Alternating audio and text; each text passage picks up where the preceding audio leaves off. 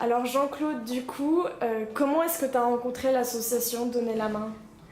Mais je l'ai rencontré un soir, j'étais rue de Brest, si ma mémoire est bonne, je crois que oui.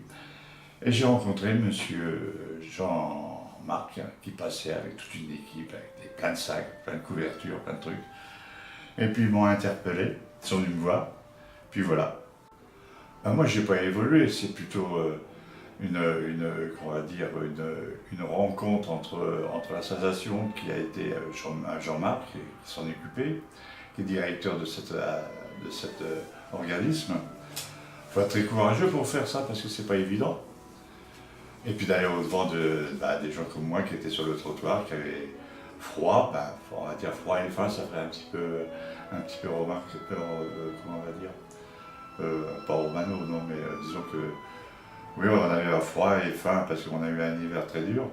Aujourd'hui, j'en suis sorti, c'est grâce à eux, grâce à lui, à Jean-Marc. Je lui dois beaucoup d'ailleurs. C'est grâce aussi à lui que si je suis pas mort sur ce trottoir-là. Donc maintenant, tu as ton appartement et tu es au chaud à Saint-Chanon. Au chaud, quand il y a du soleil, c'est super, parce que l'hiver n'a pas été quand même gâté. Moi, j'étais dans un appartement, j'étais au chaud, et il y avait ceux qui étaient dehors, qui étaient au froid. Alors maintenant, c'est pas évident de trouver des gens qui arrivent quand même à se loger avec des bénévoles, à trouver un truc. Alors Jean-Claude, du coup, explique-nous ce que représente l'association Donner la main don de soi pour toi.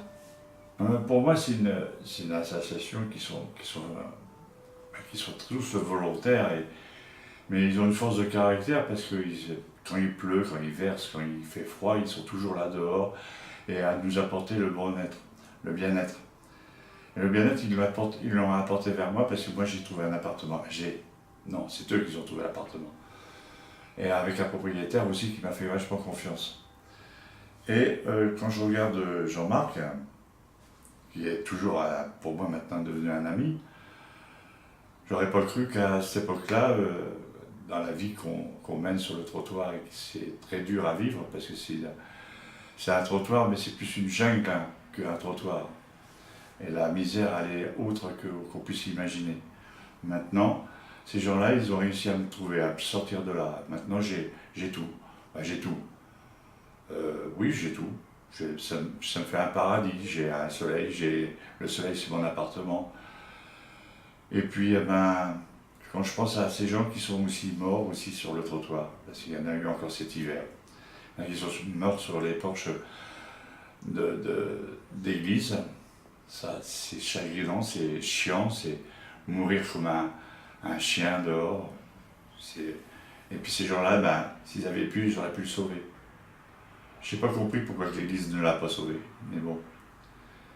Je préférais que ces gens-là puissent être aidés, parce que ces gens-là méritent, ces bénévoles qui font ça, méritent d'être plus aidés que certains se mettent de l'argent dans la poche et n'aident pas, qu'eux ils font avec eux rien. Et ce sont des gens qui sont devenus même pauvres d'ailleurs, plus pauvres que moi. Et donc du coup, Jean-Claude, qu'est-ce que tu penses que l'association Donner la main don de soi fait? Moi je trouve que c'est une organisme qui est bien faite, qui donne beaucoup. Je vois pour les gens qui sont à l'hôpital, pour les gamins, et puis pour plein de choses, pour faire des dons. J'ai vu un peu quand même qu'ils ont été. Il y avait des femmes qui dormaient dehors, ils ont réussi à aussi un petit peu à les loger.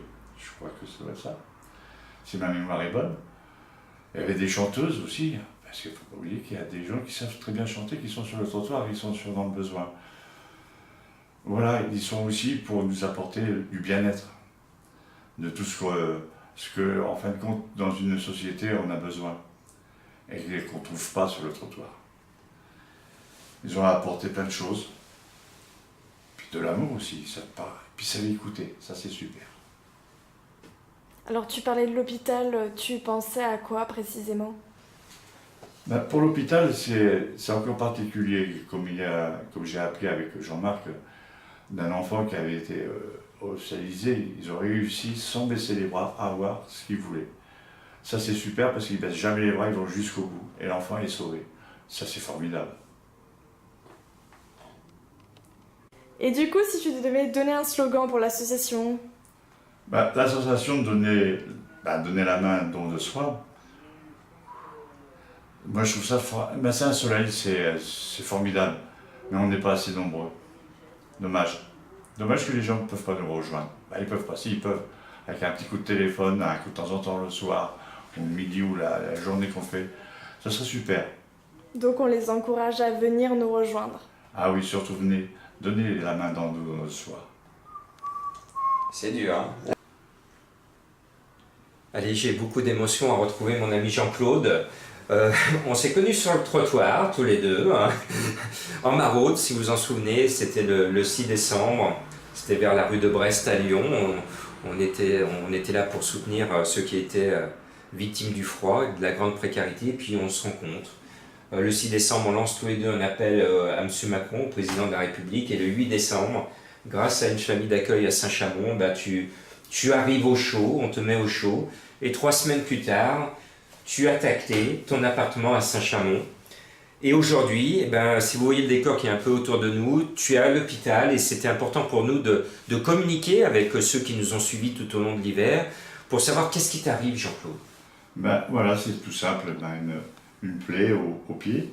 Oui. On appelle ça une gangrène, un début de gangrène. Et puis parce que c'est la cigarette, c'est les artères qui se bouchent, et puis la vieillesse aussi qui s'y fait. Et puis je suis venu ici en urgence, disons, on m'a accompagné par ambulance.